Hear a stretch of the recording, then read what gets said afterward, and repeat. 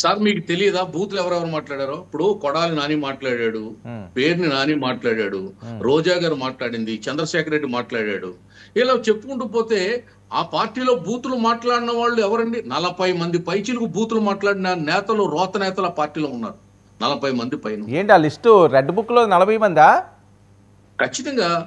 Red okay. Book అంటే కేవలం YCP పార్టీలో ఉన్నటువంటి ఇటువంటి వ్యక్తుల కోసం పుట్టినటువంటి, ప్రజల మధ్య పుట్టినటువంటి బుక్ అది. దాన్ని ఏదో ఇప్పుడు రెడ్ బుక్ రాజ్యాంగం నుండి హేళన చేస్తున్నారు వైసీపీ వాళ్ళు. మీరు ఎన్ని హేళనలన్నా చేసుకోండి. ఎన్నికల ముందు ఆయన లోకేష్ గారు యువగళం పాదయాత్రలో పబ్లిక్ ముందు పబ్లిక్ లో పుట్టినటువంటి పుస్తకం రెడ్ ఓకే. బుక్. ఓకే. అదేమి మేము రాత్రికి రాత్రి తెర మీదకి 3 రాజులు తెచ్చిన 3 రాజధానులు బిల్లు తెచ్చినట్టుగా మేము తేలేదు దాన్ని. ఓకే. ప్రజలకి చెప్పి, ప్రజలకు ఒప్పించి, ప్రజలతో గెలిచి, ప్రజల ఆమోదంతో తెచ్చినటువంటి రెడ్ బుక్. వైసీపీ వాళ్ళకి మాత్రమే రెడ్ బుక్. ఓకే.